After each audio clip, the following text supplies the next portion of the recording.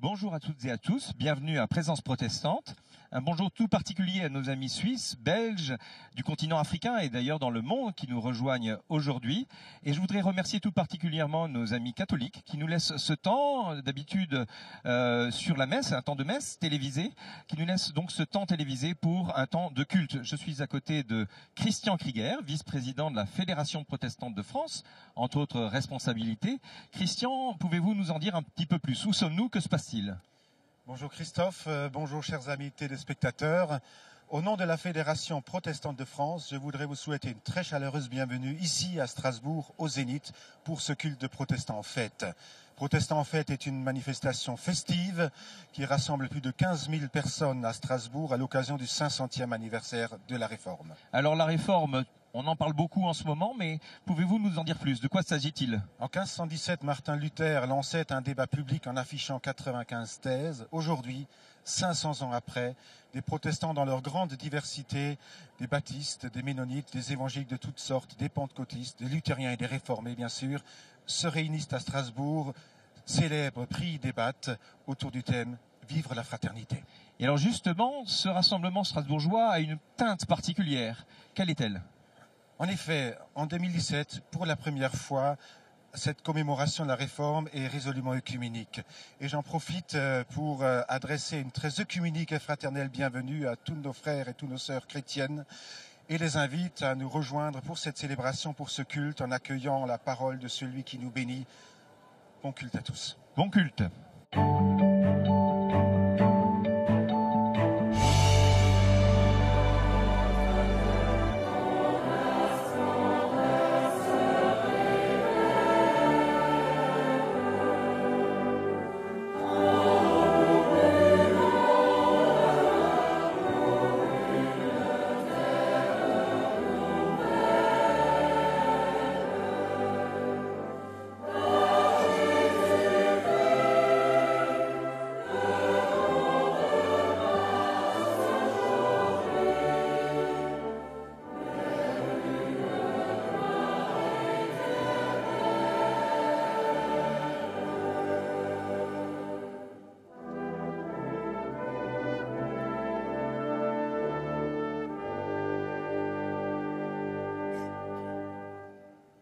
Bonjour.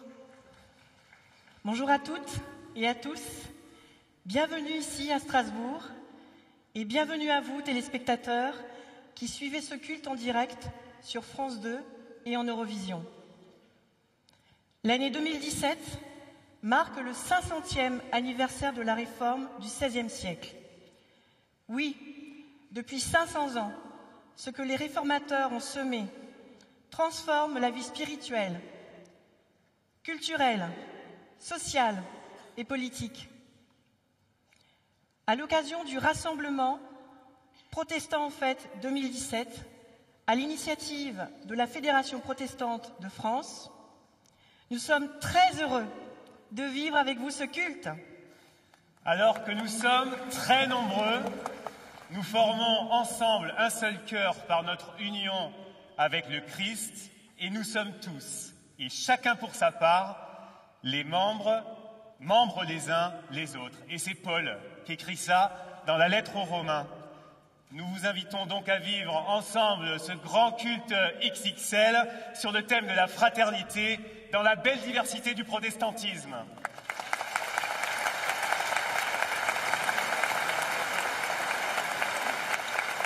Je vous remercie d'accueillir Monsieur Christian Albecker, président de l'Union des Églises protestantes d'Alsace-Lorraine.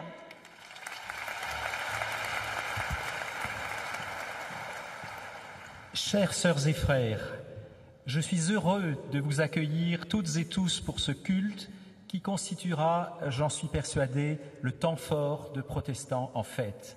Bienvenue chez vous dans la fraternité en Christ.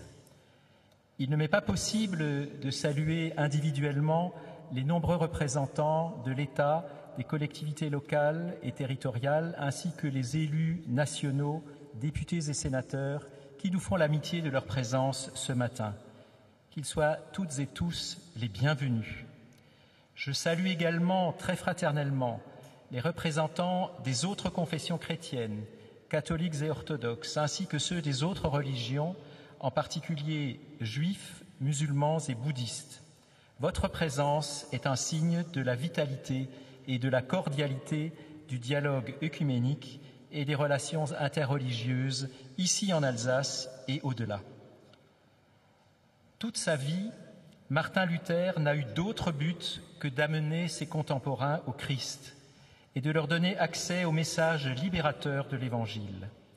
S'inscrire dans son sillage ce matin, c'est vivre la fraternité en Christ qui nous est offerte par-delà les frontières confessionnelles parce que nous sommes tous enfants d'un même Père. Joyeux culte à vous toutes et tous.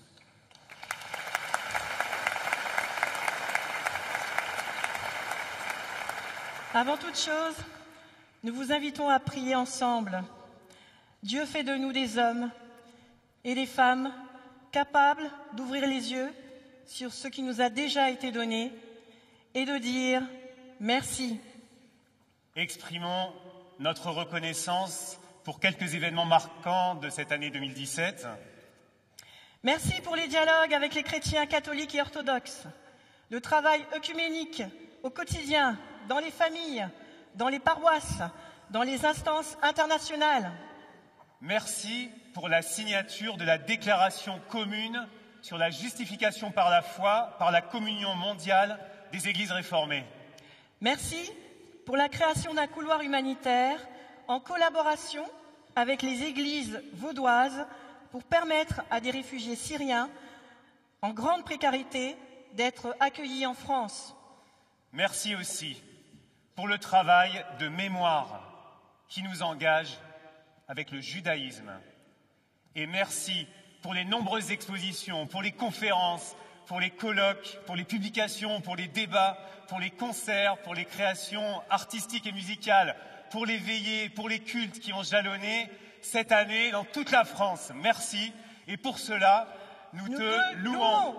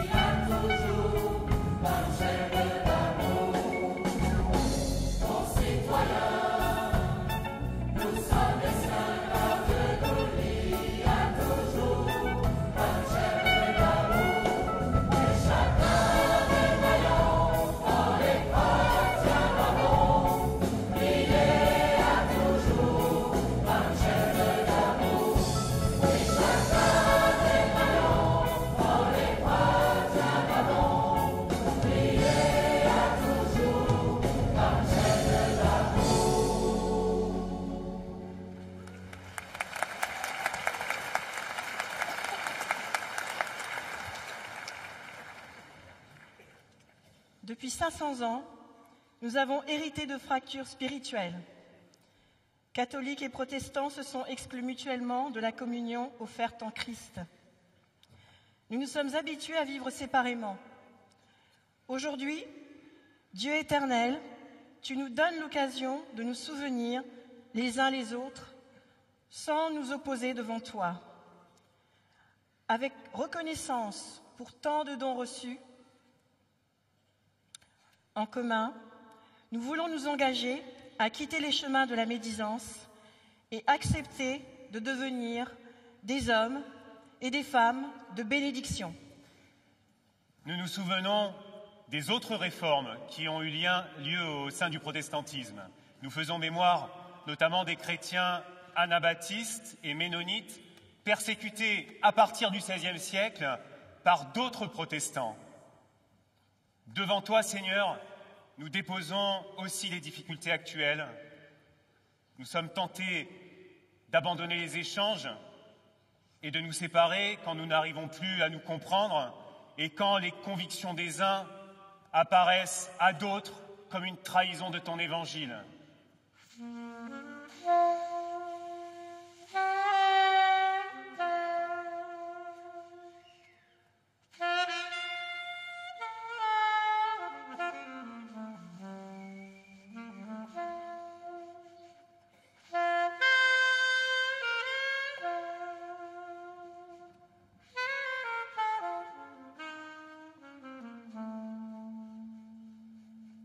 Aujourd'hui, nous sommes reconnaissants pour les chemins de rencontre déjà parcourus. Que cette mémoire soit vivante et nous encourage à poursuivre nos efforts pour construire un monde bienveillant et solidaire. Nous désirons apprendre à demeurer ensemble, sans détourner le regard, ni de toi, ni de nos frères et sœurs. Apprends-nous une estime réciproque et que l'Esprit nous donne de contribuer à l'avènement de ton royaume ici-bas. Et faire mémoire, c'est se souvenir aussi des grandes guerres qui ont déchiré l'Europe. Ici même, des conflits ont opposé Français et Allemands et détruit d'innombrables vies humaines. Ils ont dévasté les terres de tant de pays. Alors aujourd'hui, nous sommes engagés sur des voies de réconciliation et cette ville en est un des lieux symboliques. Et nous voulons poursuivre ces efforts et transmettre aux générations à venir un monde où l'emporte la confiance et la fraternité.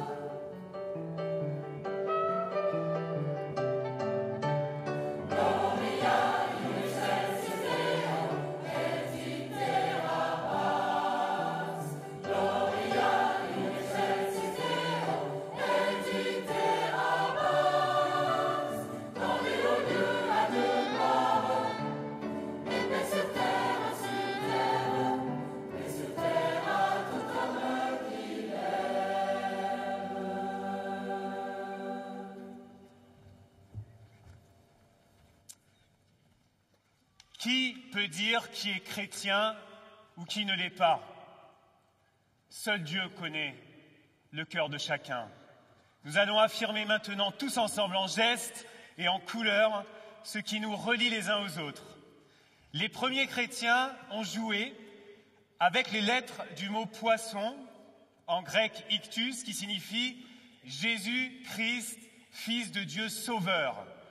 Le poisson est devenu un signe de reconnaissance et une manière de confesser la foi chrétienne. Aujourd'hui, les couleurs de ce poisson que vous voyez dans cette assemblée, les couleurs de ce poisson qui va surgir parmi nous, disent ce que nous croyons. C'est-à-dire que notre diversité réconciliée est une richesse pour vivre la fraternité.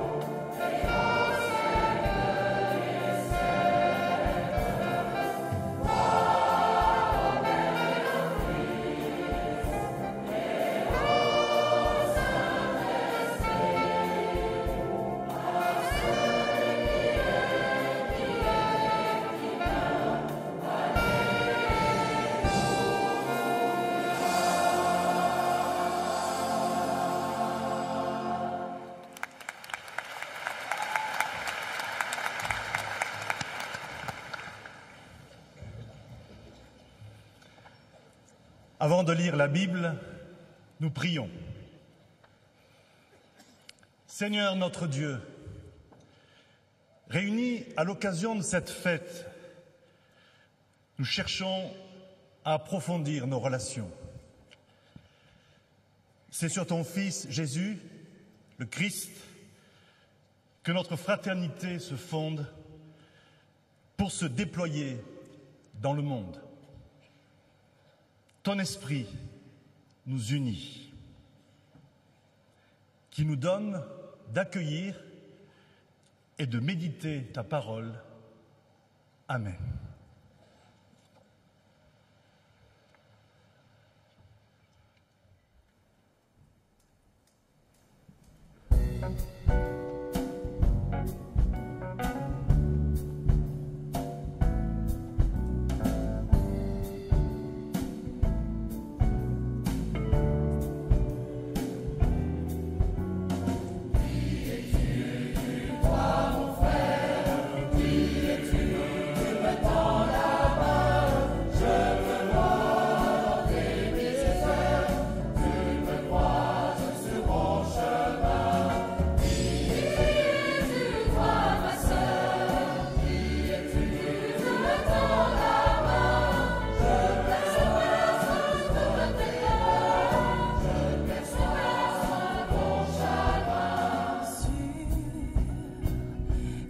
Barge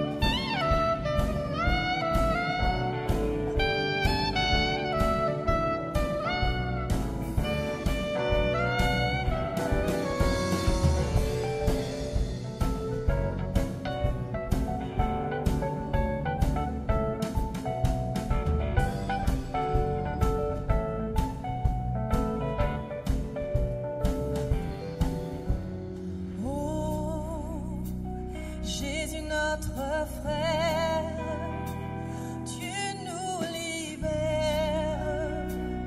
de nos barrières. Que foi et charité viennent bousculer l'humanité.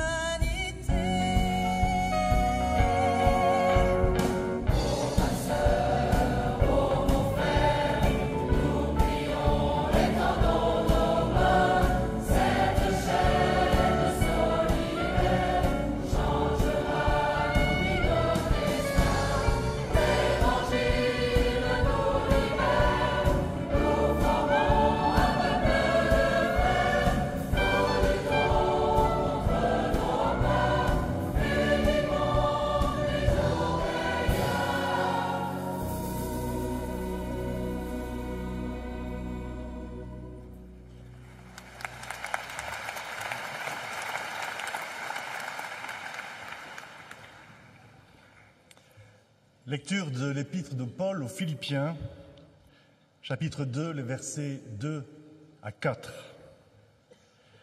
Alors, rendez-moi parfaitement heureux en vous mettant d'accord, en ayant un même amour, en étant unis de cœur et d'intention. Ne faites rien par esprit de rivalité ou par désir inutile de briller, mais avec humilité, considérez les autres comme supérieurs à vous-même. Que personne ne recherche son propre intérêt, mais que chacun de vous pense à celui des autres. Protestants en fête, c'est aussi 3 jours de fête pour les jeunes.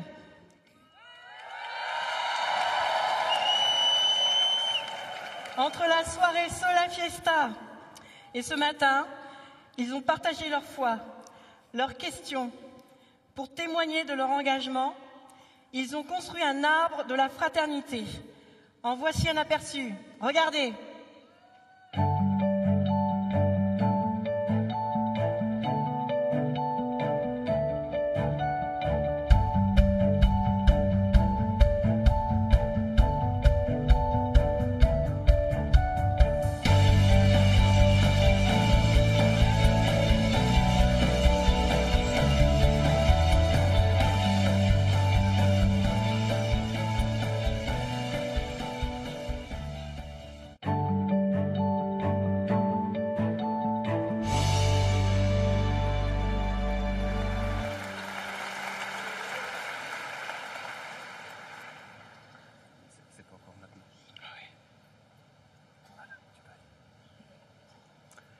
Lecture de l'Évangile de Jésus-Christ selon Saint Jean, au chapitre 15, les versets 13 à 15. Nul n'a d'amour plus grand que celui qui se dessaisit de sa vie pour ceux qu'il aime. Vous êtes mes amis si vous faites ce que je vous commande. Je ne vous appelle plus serviteur, car le serviteur reste dans l'ignorance de ce que fait son maître. Je vous appelle ami, parce que tout ce que j'ai entendu auprès de mon Père, je vous l'ai fait connaître.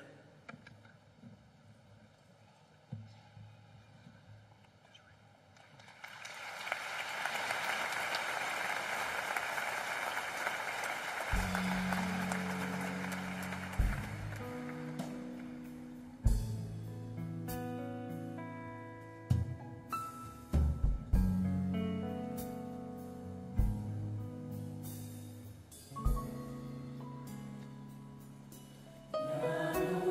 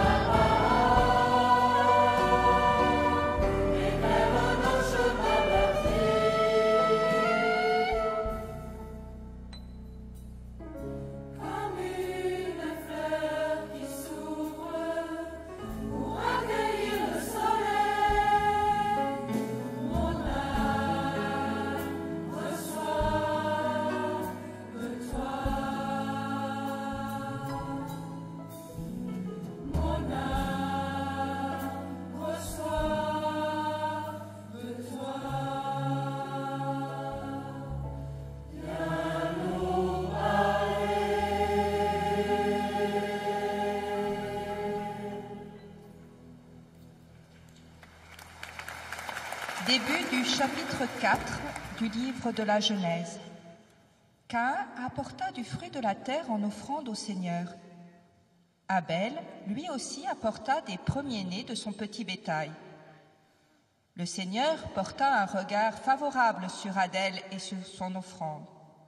Mais il ne porta pas un regard favorable sur Caïn, ni sur son offrande. Caïn fut très fâché. Le Seigneur dit à Caïn, « Pourquoi es-tu fâché? Si tu agis bien, tu relèveras la tête. Si tu n'agis pas bien, le mal est tapis à ta porte et son désir se porte vers toi. À toi de le dominer. » Caïn parla à Abel son frère. En pleine campagne, Caïn se jeta sur Abel et le tua. Le Seigneur dit à Caïn, « Où est Abel, ton frère? Je ne sais pas. Suis-je le gardien de mon frère? » Le Seigneur reprit, « Qu'as-tu fait? » Nous lisons en Luc 15. Il alla vers son père. Comme il était encore loin, son père l'aperçut et fut pris de pitié. Il courut se jeter à son cou et le couvrit de baisers. Le fils lui dit, « Père, j'ai péché envers le ciel et contre toi. Je ne mérite plus d'être appelé ton fils. » Mais le père dit à ses serviteurs, « Vite, apportez la plus belle robe et habillez-le. Mettez-lui un anneau au doigt, des sandales aux pieds. Amenez le veau gras, tuez-le, mangeons et festoyons, car mon fils, que voici, était mort et il est revenu à la vie. Il était perdu et il est retrouvé. » Et ils se mirent à festoyer. Son fils aîné était au champ. Quand à son retour il approcha de la maison, il entendit de la musique et des danses. Appelant un des serviteurs, il lui demanda ce que c'était. Celui-ci lui dit, « C'est ton frère qui est arrivé, et ton père a tué le veau gras parce qu'il l'a vu revenir en bonne santé. » Alors il se mit en colère, et il ne voulait pas entrer. Son père sortit pour l'en prier, mais il répliqua à son père, « Voilà tant d'années que je te sers, sans avoir jamais désobéi à tes ordres. Et à moi, tu n'as jamais donné un chevreau pour festoyer avec mes amis. Mais quand ton fils que voici est arrivé, lui qui a mangé ton avoir avec des filles, tu as tué le veau gras pour lui. »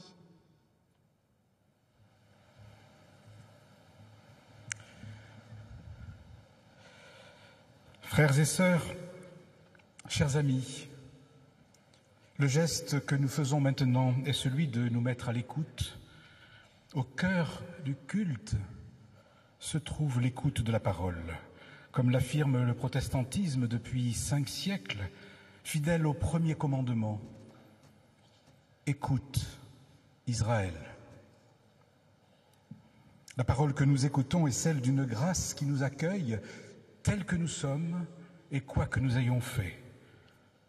Nous établissant frères et sœurs à égalité entre hommes et femmes, fils et filles d'un même Père. Alors la parabole du Fils prodigue que vous venez d'entendre invite à l'intelligence. Puis-je dire que le message de l'Évangile n'est pas celui d'une morale, mais celui d'un appel à l'intelligence.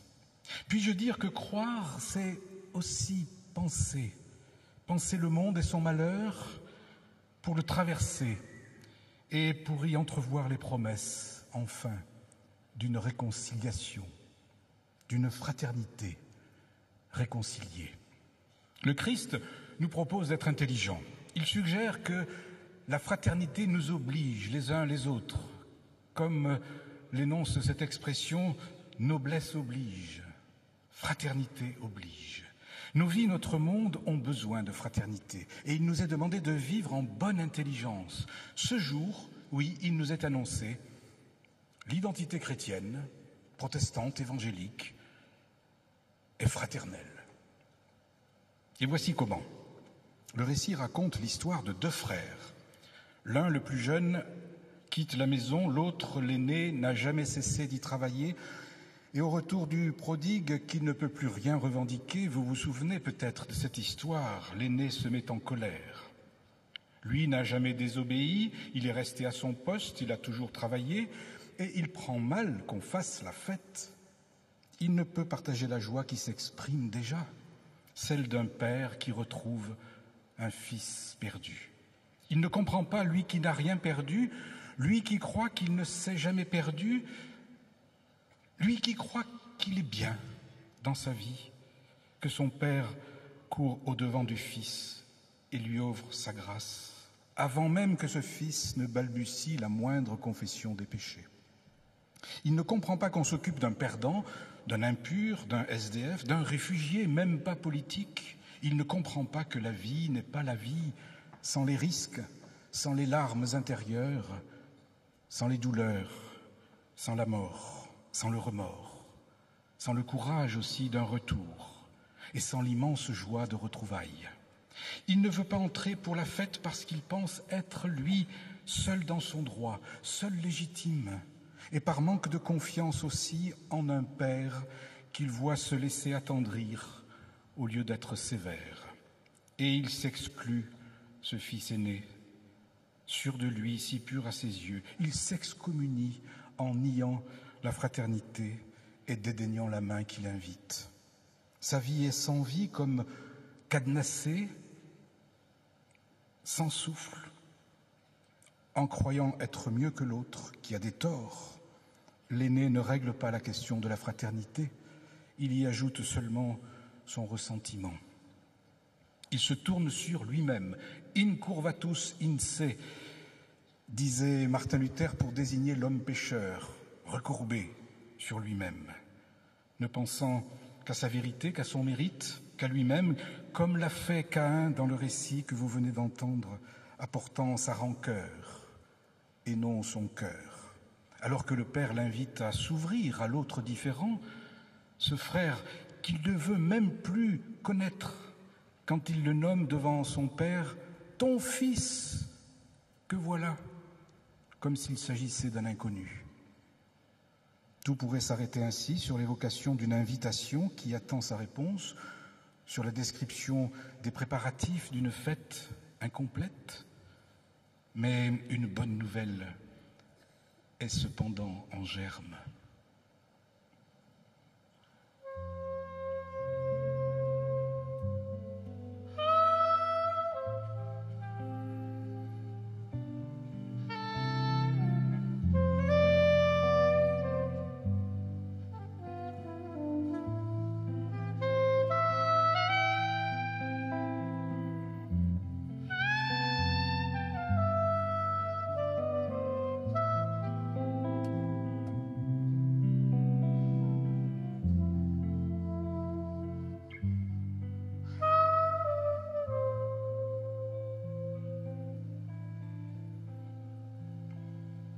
Oui, une bonne nouvelle se dit comme en cachette, dans le secret de nos cœurs, dans le secret de notre intelligence. Cette bonne nouvelle se lit presque entre les lignes.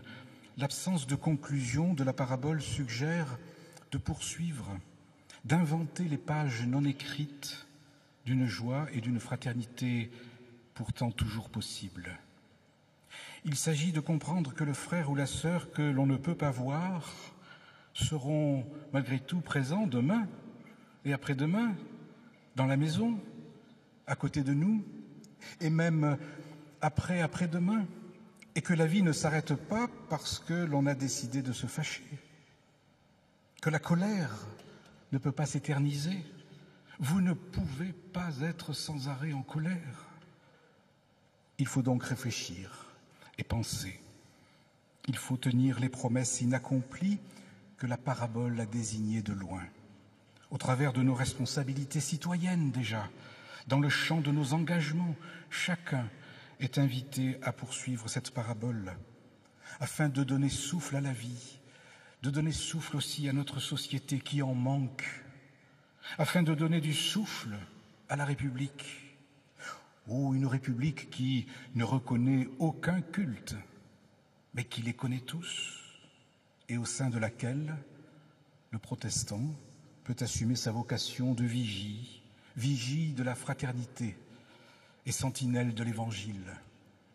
Une société où le protestant accomplit cette vocation, celle d'entendre la colère de tous les aînés, mais sans jamais en être complice, ni en nourrir l'orage, mais bien pour la conduire à son apaisement, par l'écoute, la bienveillance, la réflexion, la prière. Rien ne sert de culpabiliser, rien ne sert de condamner à notre tour l'aîné comme l'aîné condamnait le prodigue. La porte reste ouverte, énonce la parabole. Et la fraternité possible demain et après-demain. À l'image de l'histoire de Caïn et Abel, souvenez-vous, une histoire placée au tout début de la Bible, comme pour suggérer qu'une suite est possible. Après que le pire a pourtant été commis, il est annoncé une promesse, celle d'une fraternité réconciliée où nous pourrons dire et où nous pouvons dire d'ores et déjà « Oui, je suis le gardien de mon frère et de ma sœur. » Cette parabole alerte donc. Elle met en garde contre toutes les revendications identitaires, contre le fondamentalisme qui excommunie, qui humilie parfois, qui tue par les mots ou par les actes. Eh bien, la Réforme a rappelé il y a 500 ans déjà que la foi en Christ ne revendiquait rien pour elle, que la foi était avant tout confiance, qu'elle appelait à la fraternité. Oui, la foi se tient du côté de la confiance et elle ouvre sur demain et sur après-demain. Croire, c'est ainsi ouvrir son intelligence avec confiance contre Caïn pour qui croire revient à se justifier, à se comparer et finalement à haïr. En Christ, chacun, quel qu'il soit et quoi qu'il ait fait, telle est la bonne nouvelle, se trouve situé à égale distance de l'autre, même le plus différent, même le plus insupportable, même le plus étrange, de sorte qu'il est frère et que nous sommes frères et sœurs à jamais. L'identité chrétienne, protestante, évangélique, délibérément fraternelle, accepte l'altérité en confiance et avec intelligence. Et ensemble, nous préparons demain où une fête nous attend.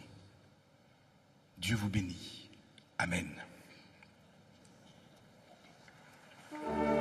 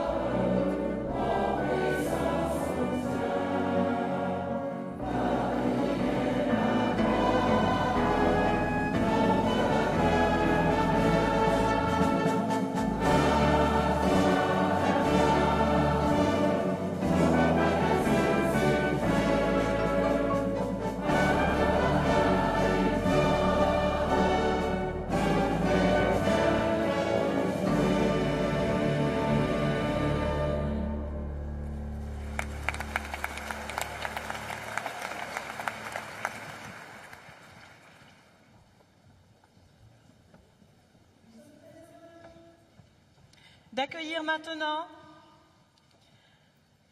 Ariad et Anas Sifou et leurs hôtes, Liliane et Jean-Pierre. Bonjour.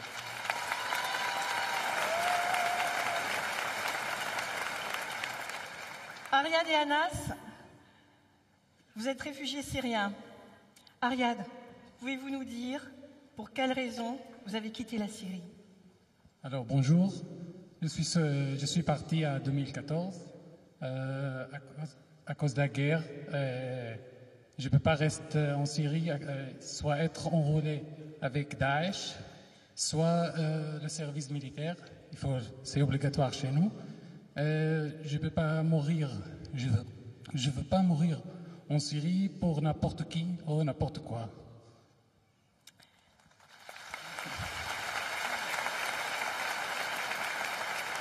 Anas, pouvez-vous nous dire par quel chemin vous êtes arrivé en France?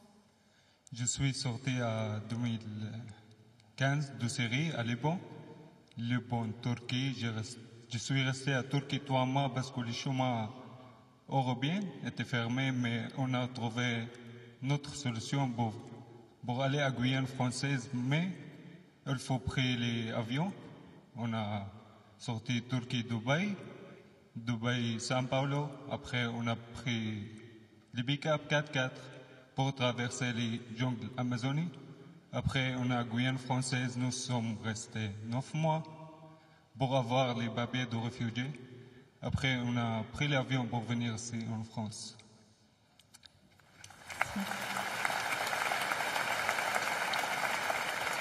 Ariad, comment s'est passé votre accueil dans la région de Strasbourg? Nous sommes arrivés à Strasbourg et nous ne connaissons personne à Strasbourg. On a dormi 5 nuits à la gare. Après, on a rencontré un monsieur qui travaille dans la FEP, qui a un contact avec monsieur Jean-Pierre et madame Liliane, on est hébergés chez eux. Elle a appelé monsieur Jean-Pierre et le lendemain, nous sommes allés à rencontrer monsieur Jean-Pierre et madame Liliane. Et on est maintenant, on est hébergé chez eux dans un village près de Saverne. Je suis maintenant intérimaire, je travaille et la vie est belle. Merci.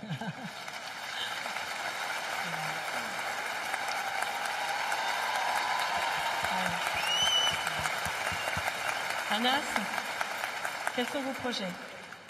J'ai pris le français maintenant. Je cherche le travail. J'ai trouvé un stage. Plus tard, je vais terminer mes études de vétérinaire.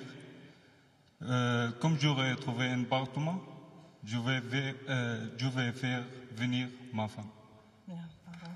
Merci. Merci Ariad et Anas. Merci aussi à leurs hôtes, Liliane et Jean-Pierre.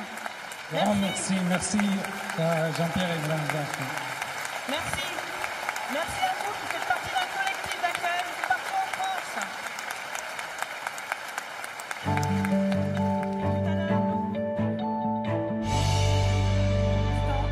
L'action. Merci.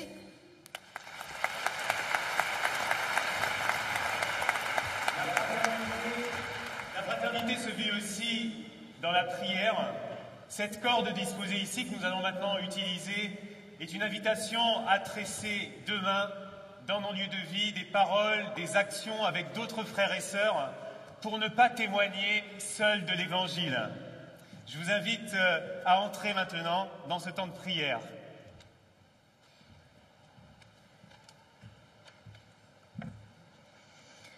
Père, à travers Jésus-Christ, tu nous rappelles cette dignité irréductible que par grâce, tu donnes à chaque être humain, chaque femme, chaque homme, chaque enfant.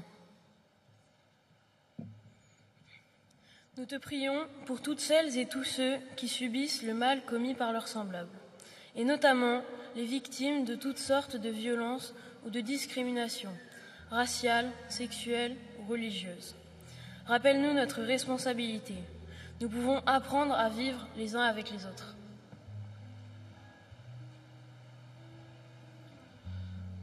Seigneur, redonne l'espérance et la force aux plus démunis. Inspire à nos communautés et à chaque membre de nos églises le courage de s'engager. Que nous puissions créer et développer ces lieux de refuge et de ressourcement dont notre société a besoin.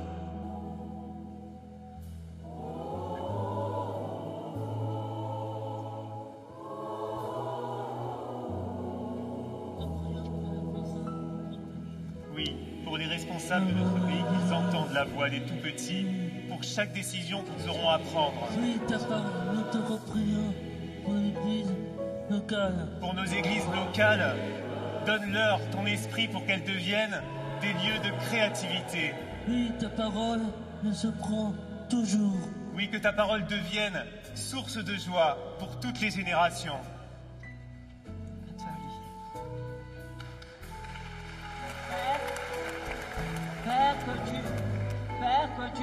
Que tu nous as confié la terre et tout ce qu'elle contient, nous te prions pour celles et ceux qui subissent les conséquences néfastes de nos modes de vie.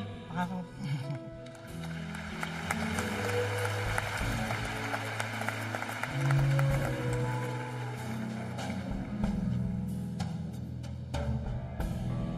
Apprends-nous la reconnaissance, la sobriété et le partage, parce que nous désirons inventer de nouveaux modes de production et de nouvelles manières de vivre. Accompagne-nous dans ce temps de la scène que nous allons vivre. Amen.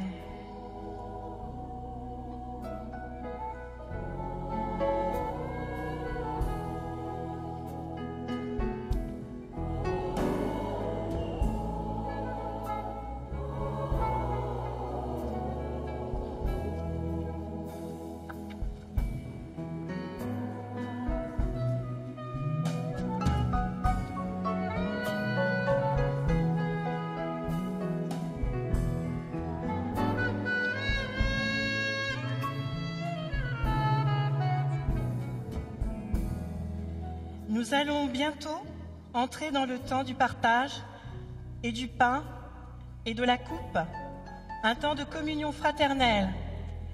Nous saluons les téléspectateurs qui vont bientôt nous quitter. Avec vous aussi, nous sommes heureux d'avoir tissé des liens de fraternité. À très bien. À très. À très bientôt et que Dieu vous bénisse. On lève la main ensemble. On lève la main ensemble.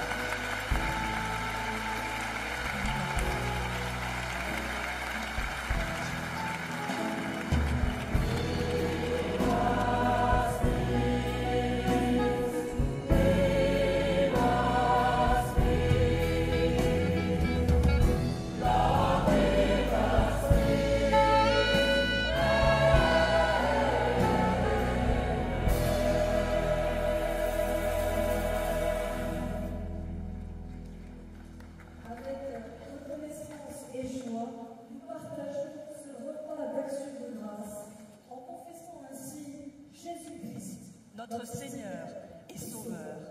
Au-delà de nos sensibilités particulières, nous voulons, par la scène célébrée, réaffirmer son unité profonde avec la parole entendue. Oui,